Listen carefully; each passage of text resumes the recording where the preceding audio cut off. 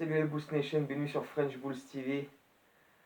Une semaine sans vidéo, mais quelle semaine, que de choses à dire, depuis la semaine dernière. Et pas franchement de choses très positives malheureusement.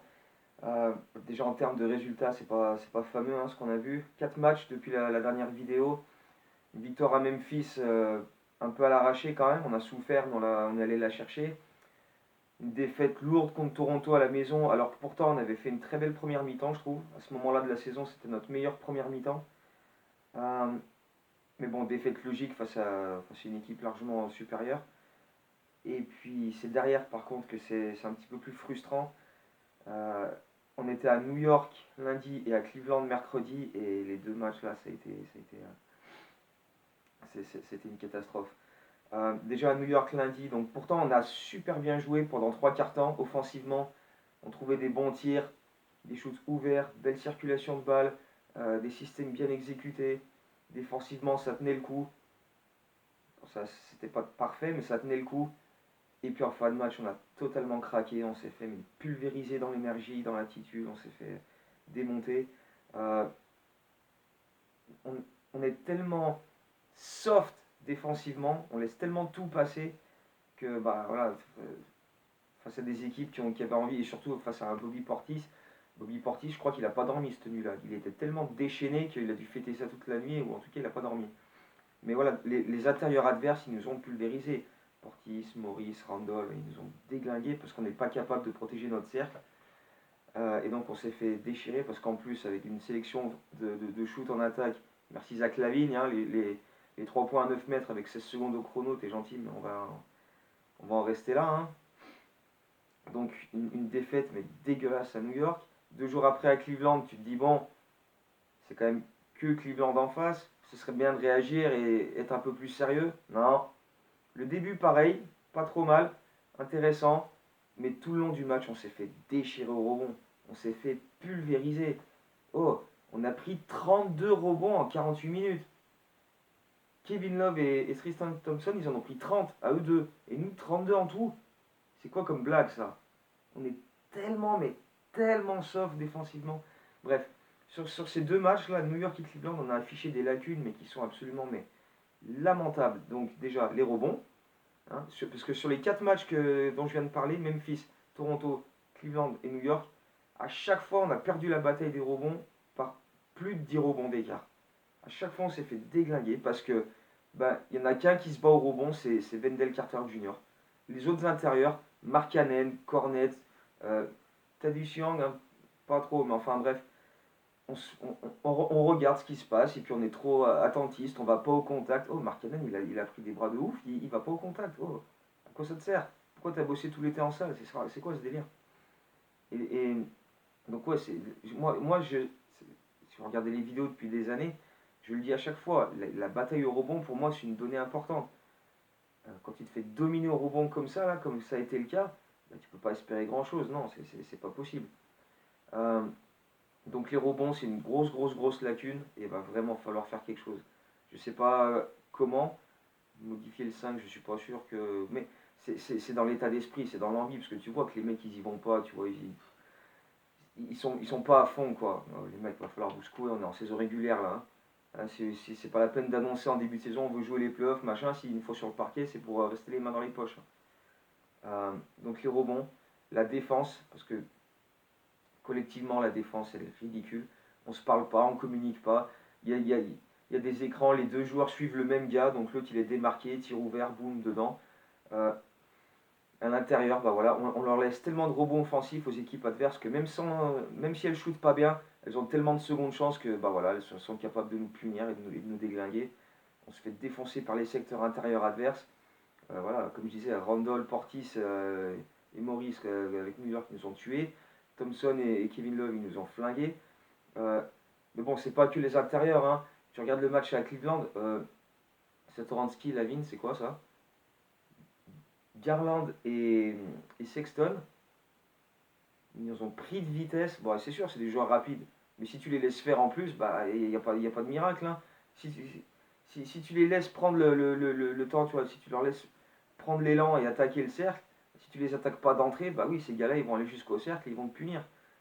Et Il n'y a que quand Chris Dunn, Kobe White étaient là qu'on les a pressés un peu. Mais Lavine, Satoransky, défensivement, non, mais c'est juste pas humain. C'est juste pas humain. Quand tu débutes le match, t'as pratiquement pas de défense. Il n'y a que Wendell Carter qui sauve les meubles comme il peut. Mais le reste des titulaires, non seulement en attaque, mais en défense, c'est une catastrophe. Donc la défense et l'attaque. Oh, Markkanen, 38% au tir, 21% à 3 points. Autoporteur, 31% au tir. Satoransky, 31 ou 32% au tir. Oh, c'est absolument ridicule. Et le pire, c'est avec pas mal de bons shoots, quoi. Pas mal de shoots ouverts, notamment là sur les 2 derniers matchs, comme je disais, offensivement, on a quand même réussi à trouver des bons tirs, quoi. On crée des décalages, des extra passes, etc. Des bons screens, des bons systèmes. Et on n'arrive pas à foutre dedans, quoi. Donc, je sais pas, j'arrive pas vraiment à mettre leur doigt sur ce qui est vraiment le problème, quoi. Parce que ces shoots-là, ils vont bien finir par rentrer à un moment. On va pas tourner à. On shoot à 29% à 3 points sur la saison, quand même. On est une des équipes qui en prend le plus de tirs à 3 points, mais on est une des équipes qui a le pire pourcentage. On est dans les 5 derniers de la ligue, il me semble, en pourcentage à 3 points.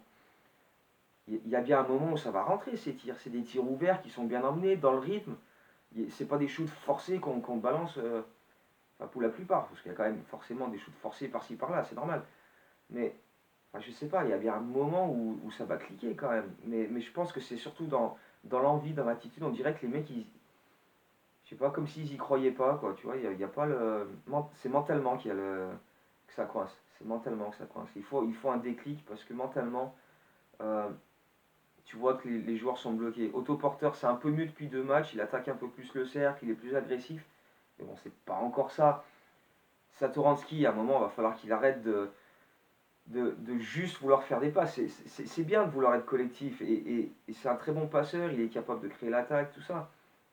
Mais combien de fois il drive, il arrive jusqu'à. Il regarde même pas le cercle, il drive et il regarde même pas où est le cercle.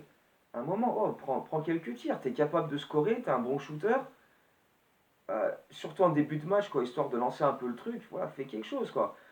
Euh, Pareil, voilà, je pense que c'est mentalement qu'il y a un blocage. Zach LaVine, Zach Lavine. Là, sur les 2 derniers matchs, non, je suis désolé, mais non, non, non, non, non, non. Début de saison, ouais, ouais, je vais progresser défensivement, mon objectif c'est être All-Star, machin. Ta gueule, ta gueule. Parce que tu le fais blablabla, c'est déjà l'an dernier, et là, rien. Défensivement, c'est une catastrophe, perdue, mais aux fraises totales, collectivement ou individuellement. Il n'arrive pas à suivre son mec, il est toujours paumé, il passe sous les écrans, il se fait déglinguer. Euh, Dès qu'il y a une feinte, hop, l'autre il saute à 3 mètres de haut, parce que ouais, ouais, il est capable de sauter à 3 mètres de haut, mais bon, voilà. Dès qu'il y a une feinte, hop, il est fini, il est perdu. Offensivement, mais c'est quoi ces choix, mais absolument dégueulasses, oh, il se passe quoi là-dedans pour te dire, tiens, il reste 16 secondes au chrono, je vais prendre un tir à 3 points à 9 mètres. Non, non, mais non, je suis désolé, mais non, non, non. Zach Lavine, non. Il y a- moi, enfin, là, je peux pas tout excuser, je peux pas tout expliquer. À un moment, moi, je vais bien défendre les gars dans l'équipe, mais il y a un moment, non, quoi. Et Markkanen aussi, ça commence sérieusement à me gaver, cette histoire. Parce que Markkanen, c'est pareil, c'est mentalement il n'arrive pas à franchir ce palier, quoi. La première année, sa saison rookie, très très forte, on s'est dit, bon, c'est un rookie, il peut pas tout de suite prendre les commandes, c'est normal, ça va venir avec le temps. La deuxième année, pas mal de blessures, donc ça a un petit peu freiné tout ça. Là, la troisième année, tu te dis, oh allez, Markkanen, ce coup-ci, il va y aller. Et en fait, bah, tu te rends compte que non, quoi. Ça fait que 5 matchs, hein. Mais, oh, Markkanen, impose-toi, nom de Dieu. Oh, ça t'a servi à quoi de devenir super baraque cet été si tu vas pas au contact? Défensivement, t'es à la rue. Offensivement, on dirait que tu te planques. Super match en ouverture à Charlotte, 35 points, 17 rebonds, des attaques du cercle énormes. Et depuis, les 2 matchs derrière, 9 points et 9 points, très peu de tirs, et en plus, ben, souvent des tirs avec une adresse dégueulasse, alors que pourtant il y avait pas mal de tirs ouverts. Plus de 3 points, alors que, oh, continue d'attaquer le cercle, tu as été super efficace en attaquant le cercle, arrête de faire que prendre des 3 points. Le match contre Toronto, je crois qu'il y a 10 de ces 15 ou 16 tirs, c'est des 3 points. Hé, attaque le cercle. T'es fort quand tu le fais. Profites-en. En plus, enfin, voilà, que les intérieurs adverses qu'on a affrontés, même si c'est des bons joueurs, c'est pas le top top de la ligue, quoi. Bon, à un moment, je sais pas, vas-y, quoi. Donc, quand tu as 4 joueurs sur 5 dans ton 5 de départ qui n'arrivent pas à franchir un palier mentalement et qui est en dessous de tout en termes d'adresse, alors que la plupart des tirs sont ouverts, c'est frustrant, pour pas dire autre chose, tu vois. J'ai pas envie d'être trop explicite, mais bref. Et en même temps, tu te dis, ben, il y a bien un moment où ça va passer, quoi. Ne serait-ce que dans l'adresse, quoi. On a tellement de shoots ouverts que ça va finir par venir. Donc voilà, encore une fois, ça fait que 5 matchs. Il y a- Ça va finir par cliquer et puis ça va se mettre en route. Faudrait pas que ça tarde trop quand même. Mais voilà, on s'est tellement tous dit en début de saison, oh, regarde le calendrier en octobre. À Charlotte, à Memphis, à New York, à Cleveland. Ok, c'est 4 matchs extérieurs, mais c'est 4 équipes qu'on attend tout en bas du classement. Oh, il y a moyen de faire un super début de saison. Et puis là, on est à une victoire, 4 défaites, quoi. Donc on est tous super frustrés sur les nerfs et tout. Mais bon, voilà, c'est pas une raison non plus pour tout balancer. Il y a quand même quelques trucs intéressants à noter, tu vois. Surtout les benchers, pour le coup. Bon, à part Wendell, hein, Wendell c'est mon gars. Hein, dans le 5, il y a quand même que lui qui en impose. Et puis, bah voilà, les benchers, Chris Dunn, il fait un très bon début de saison, bon, surtout défensivement, mais même offensivement, il est capable. Il fait ce qu'il sait faire. Voilà, comme je disais la dernière fois, il force rien. Il fait pas les trucs qu'il n'est pas capable de faire. Donc, qui continue comme ça. Tadeusz Young, c'est peut-être le joueur le plus régulier depuis le début de saison. Il a toujours un apport intéressant quand il rentre. Archidiakono, il fait toujours le taf, toujours à l'énergie. Il rentre ses shoots ouverts très bien. Euh, Kobe White, bon, il a marqué un peu le pas niveau adresse depuis 2 matchs, mais globalement, ce qu'il montre, c'est quand même intéressant. Sa défense, c'est quand même pas mal. Bon, après, il y a Cornet qui est absolument cataclysmique. Dès qu'il est sur le parquet, on se fait déchirer. On prend des points à l'intérieur comme si tu vois, c'était des journées portes ouvertes.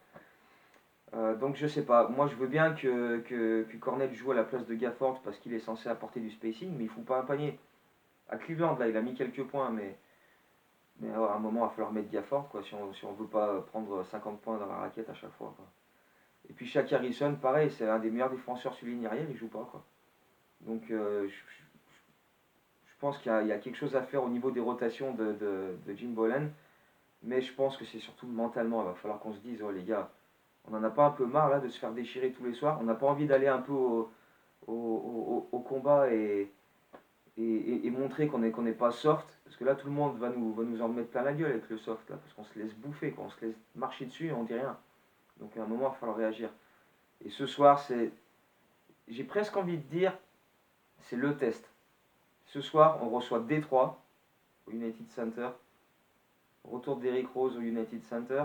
Donc déjà rien que ça, tu le sais que ça va être soirée compliquée parce que Derrick Rose il aime bien retourner au United Center et montrer que hein, la dernière fois qu'il est venu, il y a eu des champs MVP pour lui. Donc quand tu es joueur des Bulls, t'as pas envie de te dire oh c'est nous là, oh vous êtes censé nous supporter nous, pas lui. Ah, je sais pas, un moment un peu d'amour propre les mecs. Je sais pas, moi je comprends pas. Bref, pour moi, c'est le test ce soir parce que voilà, on s'est fait déchirer au rebond toute la semaine là. Ce soir, il y a André Drummond en face. Bon, Griffin ne devrait pas jouer. Il est encore blessé. C'est peut-être un peu trop juste pour lui. Mais ouais, Drummond, à chaque fois en plus qu'il joue contre nous, il nous déchire au rebond. Et là, bon, même les années d'avant où on avait des équipes pas fabuleuses au rebond, mais meilleures que ça. Alors là, avec une équipe qui laisse absolument tout au rebond, oh, les Knicks, j'ai oublié de le dire, les Knicks, 25 rebonds offensifs. 25 rebonds offensifs, les New York Knicks. Non mais déjà rien que ça devrait suffire. En fait, j'aurais dû juste faire la vidéo. Salut la Boost Nation, bienvenue sur French Boost TV. Les Knicks, 25 rebonds offensifs. Et Cleveland, 30 rebonds en 2 joueurs et nous on en a pris 32. Salut. Bon, juste ça, et t'as compris quoi. Donc bref. Ce soir, c'est le test. Si on oppose une certaine résistance, si on arrive à se bouger un peu et qu'on se fait pas défoncer au rebond par le seul André Drummond, eh ben on pourra déjà dire qu'il y a quelque chose qui a changé. Mais, je sais pas. Franchement, j'ai un petit peu de mal à me dire que ça va être comme ça ce soir. On verra bien. Mais il y a un moment, il va falloir réagir. Que ce soit ce soir ou contre Indiana ce week-end. Mais à un moment, là en plus, il y a les gros matchs qui vont arriver. On a les Lakers et Houston au United Center la semaine prochaine, entre autres. Là, va vraiment falloir s'y mettre, quoi. On va pas, si on commence à se retrouver à 1-7, à 1-9, à 1-10 dans les prochains jours, ça va être très très compliqué. Donc là, il est grand temps de faire quelque chose. Donc les Bulls, putain, sortez-vous le dos du cul, parce que ça va pas pouvoir le faire longtemps. Allez, on va quand même y croire, soutenir nos gars, parce que hey, ça fait que 5 matchs. On est derrière cette équipe. Hein. Il y a trop de talent dans cette équipe pour que ce soit. Pour y gâcher comme ça. Il faut juste que les mecs mentalement ils se libèrent. Quoi. Allez, ce soir ça va le faire. Hein. La prochaine vidéo, je sais pas quand c'est, mais j'espère qu'il y aura des trucs beaucoup plus positifs à raconter. Allez, à très bientôt et on espère des victoires. Go Bulls!